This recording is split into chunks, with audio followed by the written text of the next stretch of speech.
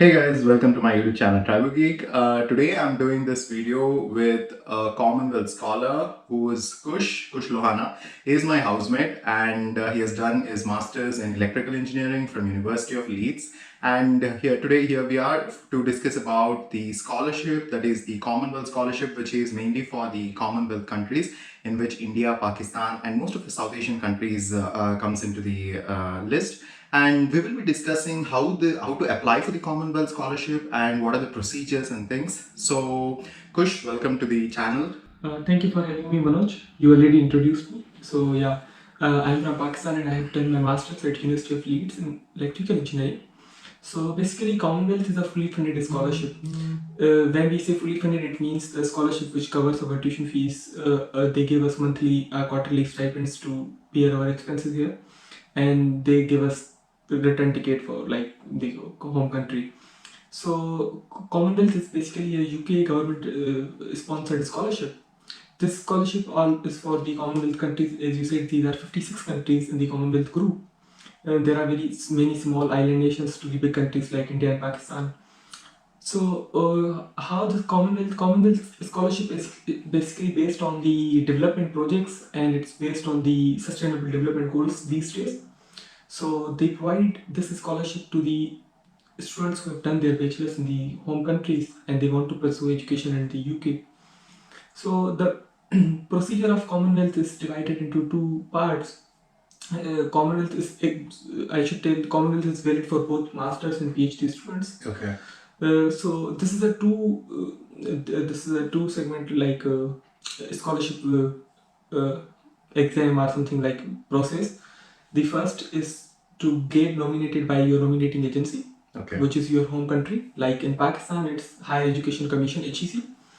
And second is to be selected by the Commonwealth. Okay. So what happens is that every year in the month of September, Commonwealth announces number of scholarship for every country. Okay. This year, Pakistan I think has 29 scholarships for masters and same number of scholarships for PhD students. Okay. So it means you are only competing with your home people from your home country.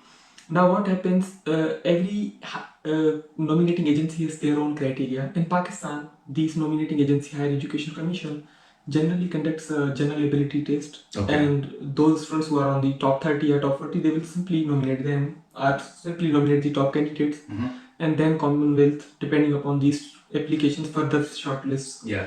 But it can vary in different countries. Some countries might conduct interview rather than having an exam. Exam. So it depends. So what you have to do for Commonwealth, you have to apply at two platforms. Okay. So one is your nominating agency. Okay. Second is Commonwealth. Okay.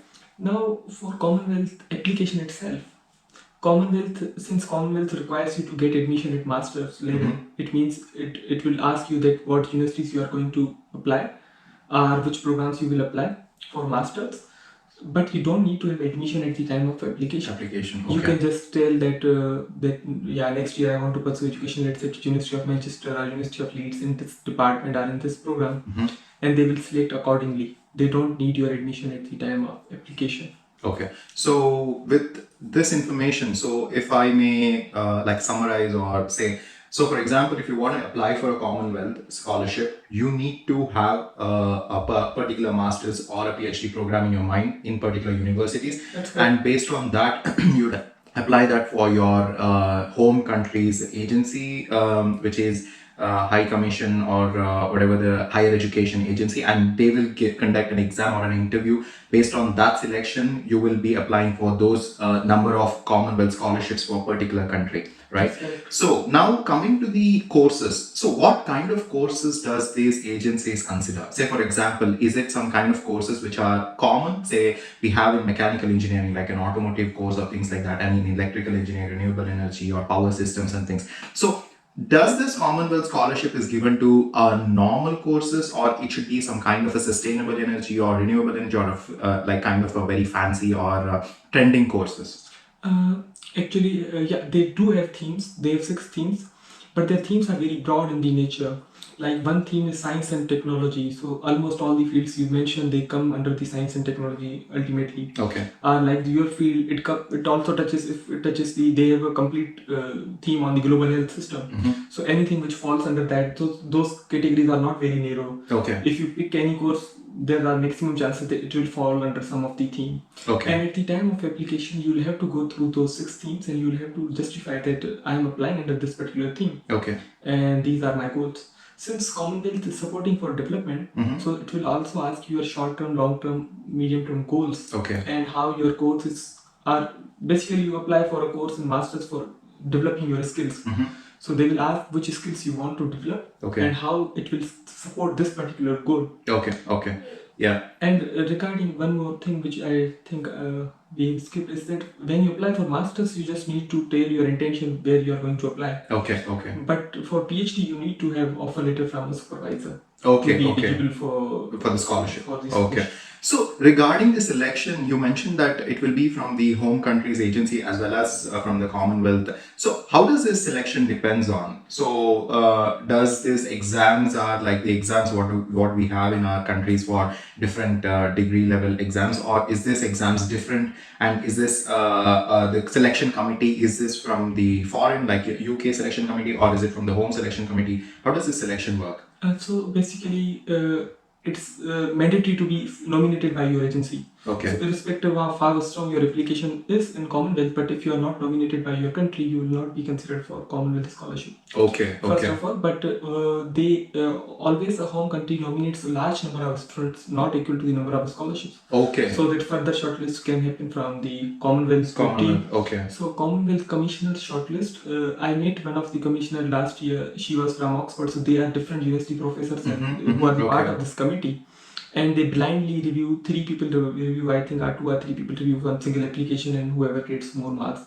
So how that application, they do have some internal rubric for selection, which might include your GPA in your bachelor's, your academic performance. Yeah, I was about to come to that question. So building up with this information on how the selection happens and what the Commonwealth Scholarship is all about. So everyone would be wondering, what are the important documents, or what are the important list of like a checklist what we should have before applying to Commonwealth Scholarship?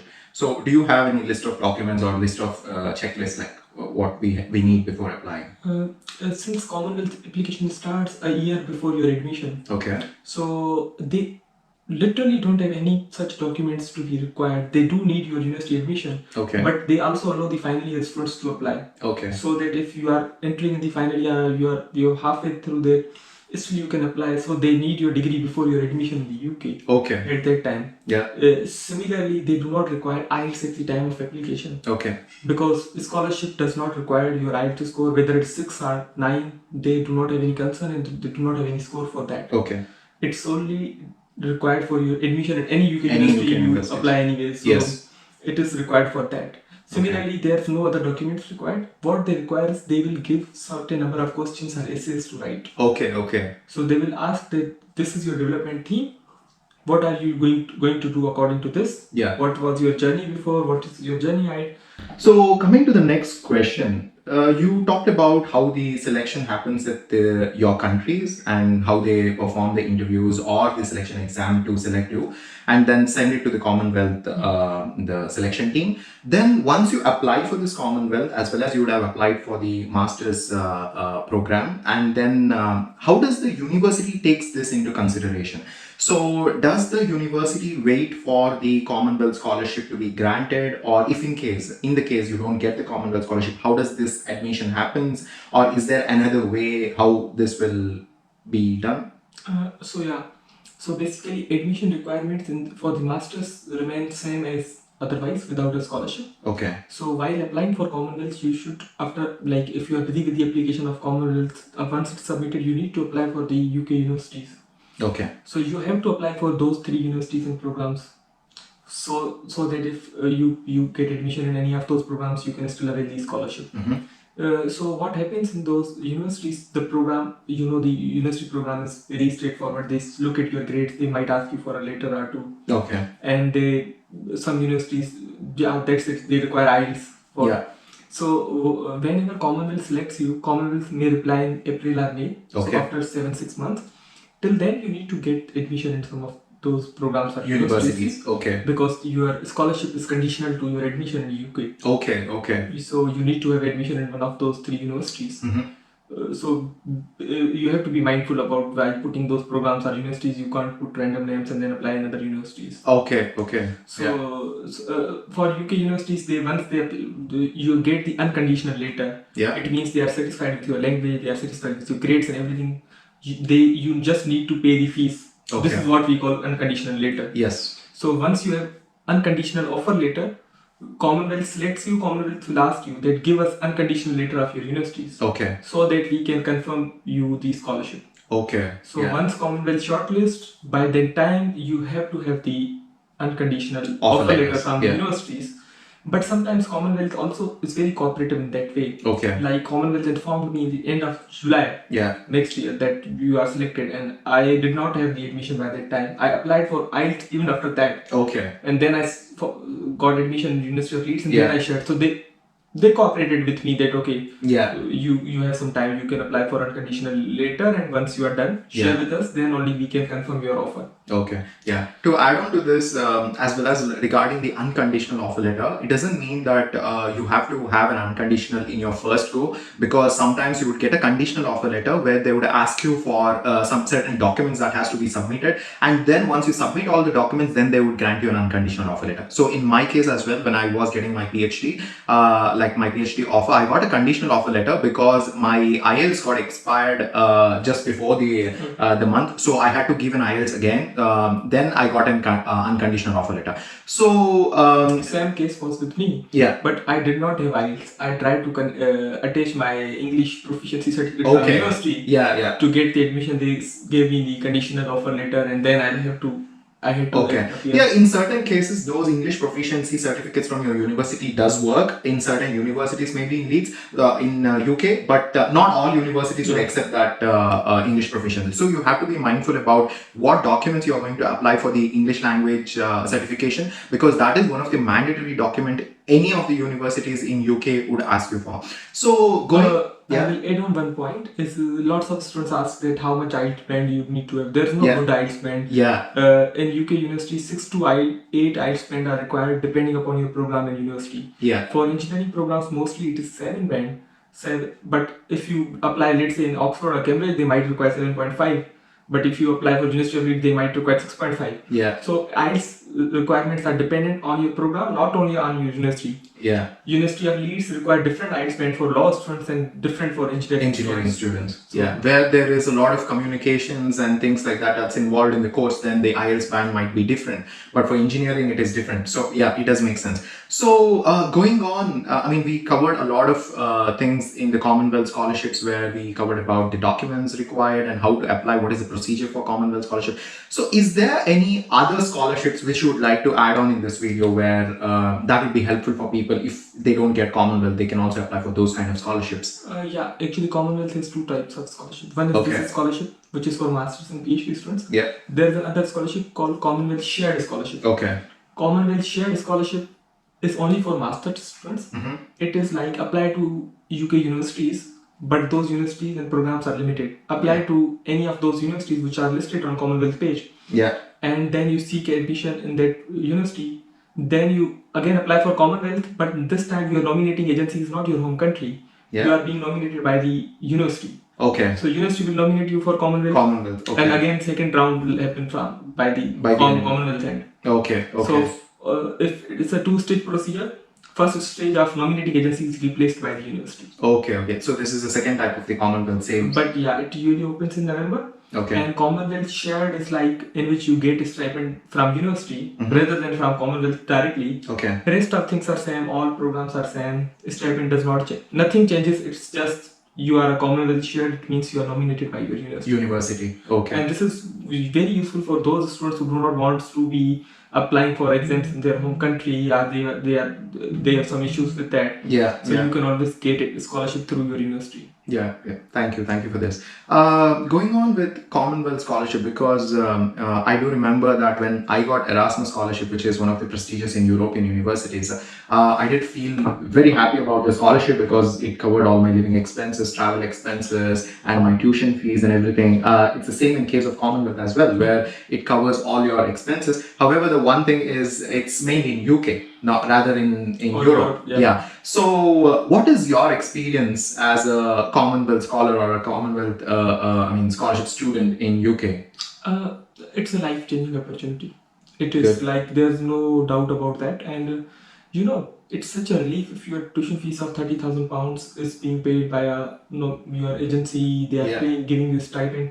A stipend for Commonwealth on current base of 2023 is 1,300 something, Okay. which is a really good stipend. Yes, it is. It is a really good stipend, and if you are London-based, your stipend is even higher. Higher. Yeah. And they give warm class allowance, which is £500 when you come to UK. Yeah. So it covers everything. But best thing about Commonwealth is that you directly interact, or you can directly interact with the policymakers Okay. of your own country, of UK, Yeah. of other countries also. Commonwealth time to time arrange different sessions and Okay. events for the Commonwealth Scholar. The best thing you will happen with you is you will have a great wide network of these scholars. Yeah. You will have friends from all universities of UK. It's such a great privilege to be Yes. a Commonwealth Scholar. And you can seek help from, there are hundreds of help pages for Commonwealth students. Yeah. And secondly, you can directly interact with your policymakers. Yeah. So once you are a Commonwealth Scholar, if you return to your country, once you return, the British Council organizes different events for the Commonwealth alumni, where you can interact again with your policymakers, people from your country, people who are ministers or something like that. Same opportunities we got here in Commonwealth also, where we had some parliamentarian sessions, we had development trainings where they teach us public speaking. Yeah. And similarly, recently, yesterday, I got an email from British Council back in Pakistan. There's an event in Islamabad. Mhm. So these sorts that lives with you forever. As a Commonwealth scholar. Scholar. Yeah. So this is a great opportunity and experience, and you make friends from 56 countries at least in a Yeah. day. That's really good. So so basically, it is like a overall lifelong experience where you would carry with the social interaction and the networking with different people across the world, and that's really one of the great opportunity which you would get in this kind of scholarships. Coming to the last part of this video, where what motivated you to apply for Commonwealth Scholarship, and what kind of motivation do you want to give for those aspirants who are watching this video to apply for Commonwealth Scholarship? The best thing about Commonwealth, when you apply for Commonwealth, you have to just see that whether you want to pursue education in UK university. Yeah. Secondly, can you afford it? No. Mostly a wide majority of middle class and lower middle class are poor people, can't afford to have university in where fees is £30,000. So Commonwealth application fees is zero. Yeah. Commonwealth selection does not require any documents, means processing document in your own country is zero. Yeah. Before coming to UK, you apply for visa. Yeah. When you apply for Commonwealth, there is a separate section for Commonwealth Scholar. When you took that, so you don't have to pay visa fees there. Wow. When you apply for, when you come from Pakistan, I know some of the countries you have to give the TB test. Yeah. Before applying for UK visa. So you apply for the TB test, Commonwealth even reimburse that fees to you. Wow. So it means from your home to coming here, everything, and living here for 1 year, having those all privileges in zero cost. Yeah. Literally zero. Like I have not spent a single rupee to apply for the scholarship and to come here and lived 1 year. That's a very great nice. Yeah. privilege. And secondly, this is a life from here onward. Then you are no more underprivileged. Yeah. Commonwealth That's itself is such a big privilege to you. Then obviously everyone has goals and struggle that will happen forever, but you at least cross that line Yeah. easily through Commonwealth. True. It's a great opportunity for those who can't afford to have education in UK. Yeah. So with this motivation and inspiring words, I would definitely think that whoever is willing to apply for Commonwealth Scholarship, there's no hurdles or no kind of obstacles that should stop you in applying. Please do apply. And one of the most common mistake or common thing what I've seen in most of the students, even I made a video for Erasmus Scholarship as well, where people stop applying in halfway. So the thing is, when they are applying, when they start their application procedure for any scholarship, the one thing is you have to complete it in most possible way, like every effort you have to put in order to complete that scholarship And you application. need to read the scholarship pages. Yes. Shavning yesterday put on LinkedIn that 70% of their rejected applicants are those who did not meet the eligibility criteria. That is basic minimum. Yeah. In Shavning, you require 2 years of work experience to apply, and 70% of candidates who are rejected, they did not have that experience only. Yeah. So you have to look into the all the eligibility criteria, what is required to apply for that particular scholarship. And I am thanking Kush for making this like beautiful video. I think this will definitely inspire and provide a lot of information to those people who are watching this video. Thank you, Kush, for accepting my invitation, and thank you for being here. Thank you so much for having me in this coffee. Yeah, I hope you guys like this video as well. And if you have not subscribed to my YouTube channel, try to do subscribe. Please do subscribe.